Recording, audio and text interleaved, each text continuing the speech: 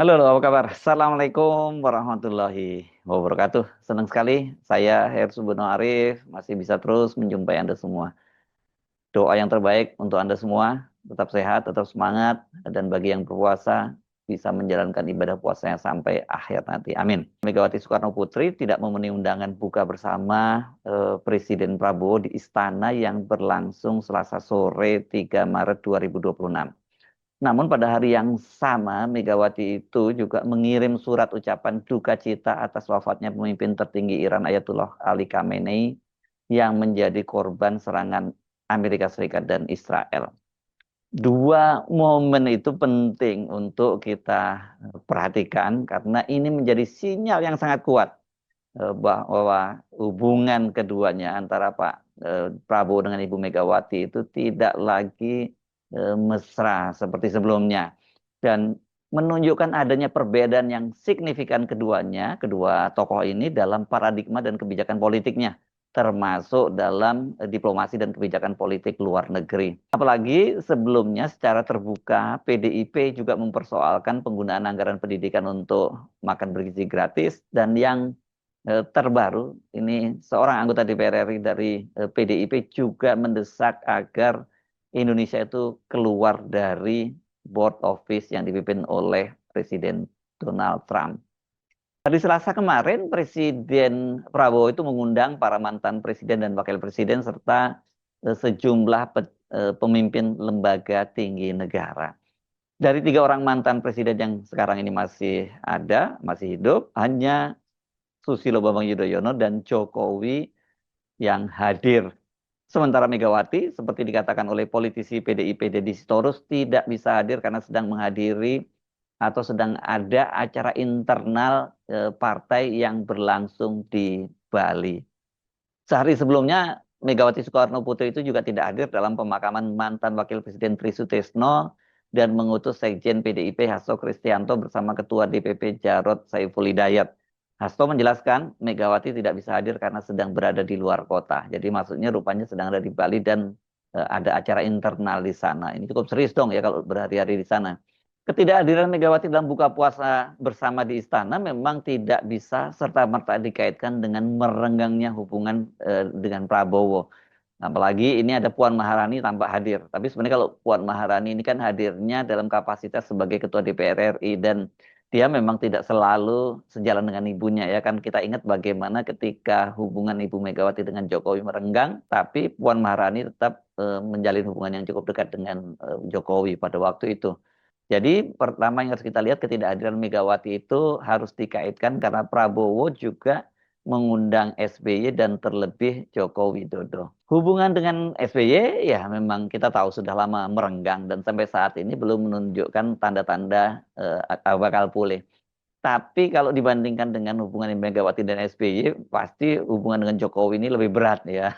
Karena ya kalau Pak SBY kan hanya karena waktu ditanya mau mencalonkan diri atau tidak sebagai calon presiden, pada waktu itu dia sebagai menterinya, Menko Polhukam pada waktu itu menyatakan tidak, tapi belakangan kemudian kan ternyata dia maju dan kemudian mengalahkan Ibu Megawati itu dalam Pilpres tahun 2004 ya. Tapi kalau dibandingkan dengan ini Jokowi, ya kan Jokowi sangat berat lah ya. Ini betul-betul dia mengkhianati Ibu Megawati yang membesarkan dia ya, membesarkan dia sejak menjadi wali kota di Solo, kemudian terus sampai kemudian menjadi gubernur di DKI Jakarta dan kemudian selama 2 periode menjadi presiden. Itu semua didukung penuh oleh Ibu Megawati. Nah, Pilpres 2024 kemarin dan juga dikaitkan dengan pileg dan pilkada kelihatannya memang membuat luka di apa cukup menggores lebih sangat dalam ya di Ibu Megawati ini karena Jokowi ini kan memang terlihat dia sangat mencoba menghabisi PDIP dan dampaknya cukup serius kursi PDIP di DPR itu turun signifikan sampai 18 kursi dari pemilu legislatif tahun 2019 PDIP itu memperoleh 128 kursi dan pada pemilu legislatif tahun 2024 itu turun drastis jadi hanya 110 kursi. 18 kursi ini satu dapil sendiri nih. Untungnya PDIP masih partai terbesar perolehan kursinya di DPR.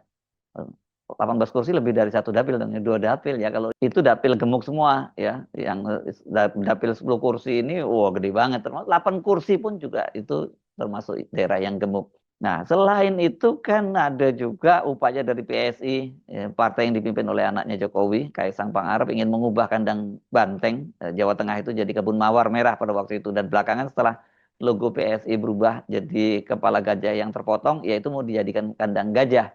Dan pada Pilgub Jateng kemarin juga itu calon yang diusung oleh PDIP, yakni mantan Panglima TNI Andika Perkasa, itu kan dikalahkan oleh calon yang diusung oleh Jokowi dan koalisi pemerintah, yakni mantan Kapolda Jawa Tengah Lutfi.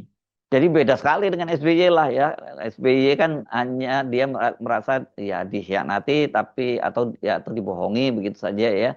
Tapi itu pun sampai sekarang kan hubungan itu tidak pulih juga, apalagi dengan Jokowi rasanya nggak akan pernah pulih ini. Namun sinyal merenggangnya hubungan Megawati dengan Prabowo bisa juga itu tidak hanya sekedar tadi ya, tidak ada ketidakhadiran tadi di istana, tapi juga bisa dilihat dengan sikap fraksi PDIP yang membongkar penggunaan anggaran pendidikan sebesar 223,5 triliun untuk program makan bergizi gratis. Pada waktu itu kan Wakil Ketua Komisi 10 Esti Wijayati dan juga anggota Komisi 10 yang juga Wakil Sekjen DPP PDIP Adrian Napitupulu menggelar jumpa pers dan mereka menunjukkan data-data bahwa pernyataan sejumlah pejabat tinggi negara bahwa tidak ada anggaran pendidikan yang digunakan untuk makan bergizi gratis itu tidak benar, karena datanya jelas di situ bahwa 223 dari berapa ya waktu itu 769 triliun itu digunakan untuk makan bergizi gratis, dan bagi PDIP ini dianggap melanggar mandatory spending dari konstitusi 20% untuk anggaran pendidikan.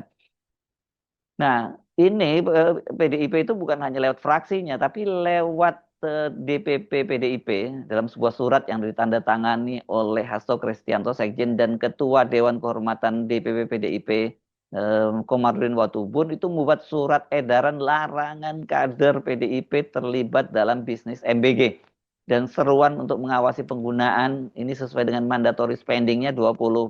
Nah, kalau pengawasan ini kan jelas bahwa ini tidak dipenuhi ya mandatory spendingnya 20%, karena dari potong sampai 223 itu tinggal 11,9% anggaran pendidikan dari APBN.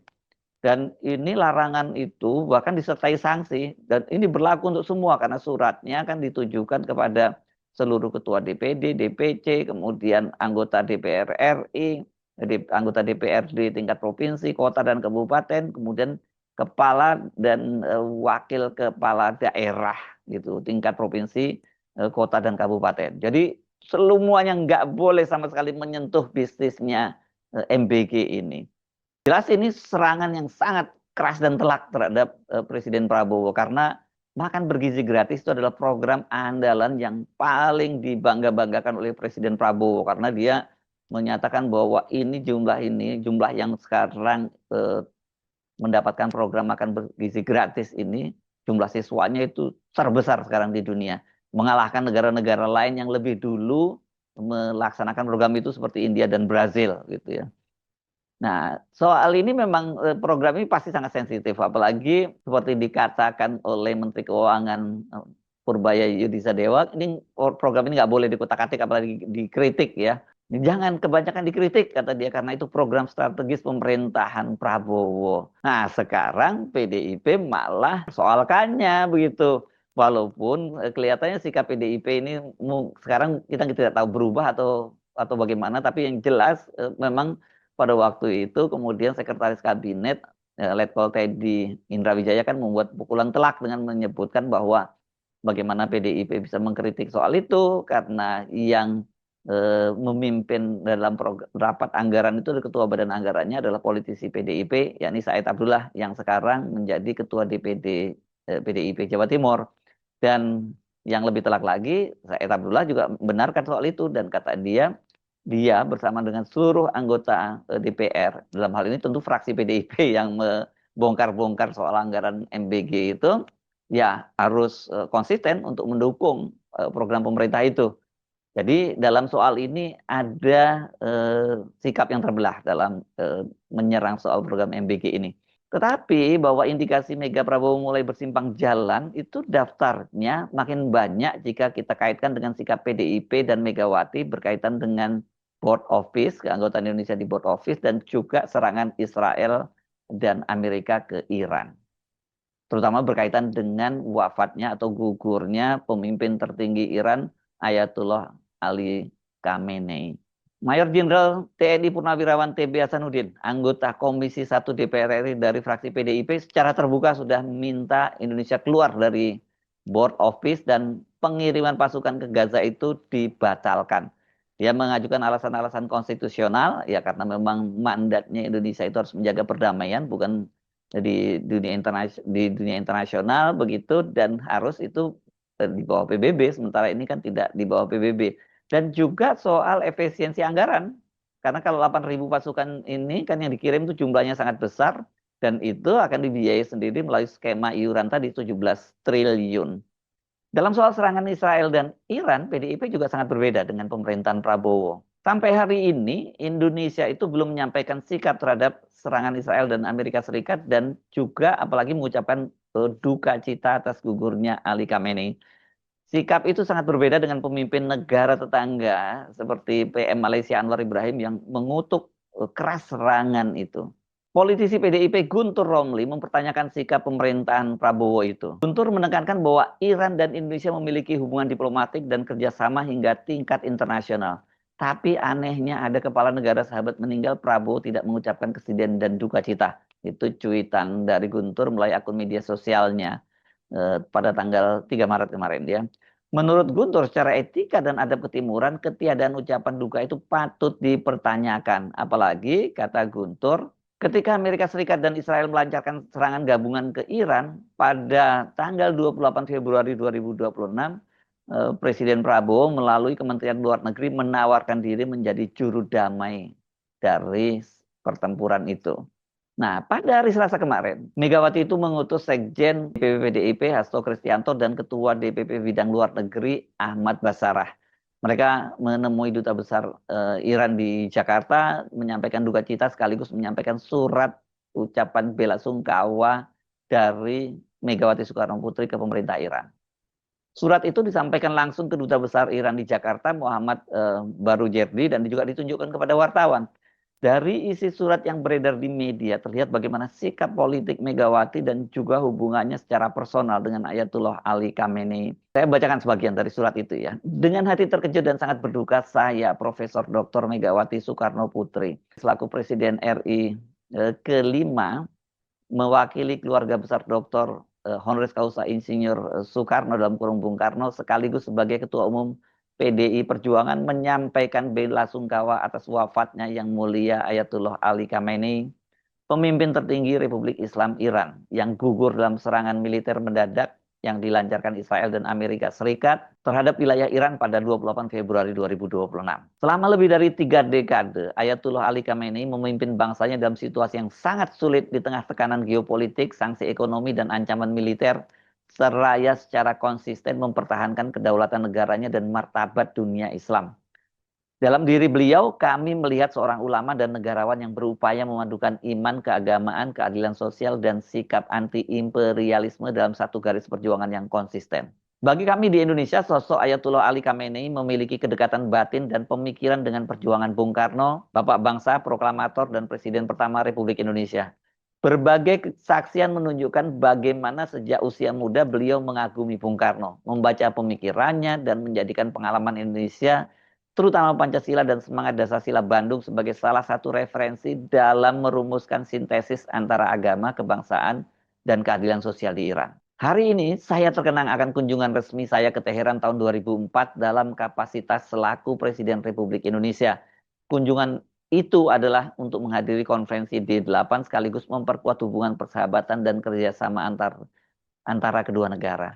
Kala itu saya berkesempatan dan untuk bertemu dengan Ayatullah Ali Khamenei, saya merasakan sambutan persahabatan yang hangat serta karisma kepemimpinan yang terpancar dalam diri beliau, kenang Megawati. Ini kalau kita baca lebih detail lagi, memang ini sifatnya lebih personal ya. Rupanya mereka juga punya hubungan yang sangat baik, dan tadi itu terutama kedekatan itu lebih pada cara berpikirnya yang katanya sama dengan mantan Presiden Bung Karno ya, Presiden Soekarno, ayah dari Ibu Megawati. Dalam soal politik bebas dan aktif dan menolak tekanan politik dari negara adidaya seperti Amerika Serikat, Megawati memang tidak hanya berhenti pada retorika, namun dia menunjukkan secara konsisten sikapnya itu. Ini orang kemudian masih merujuk pada sikap Megawati saat dia menjadi presiden. Ini ada, kalau Anda googling itu banyak sekali di muat, terutama di Tempo, ada di Kompas dan sebagainya ya. Pada tanggal 30 Desember 2004, Presiden Amerika Serikat saat itu George Walker Bush menginginkan agar Amir Jamaah Ansarut Tauhid JAT Abu Bakar Ba'asyir itu dipenjarakan di Guantanamo. Cerita ini disampaikan oleh mantan penerjemah Bush, Fred Burke. Bahkan Bush itu katanya mengirim utusan khusus untuk menyampaikan keinginannya kepada Megawati, dan tak tanggung-tanggung utusan khusus yang dikirim Bush itu seorang agen Badan Intelijen Amerika Serikat atau CIA. Itu agennya seorang perempuan ya.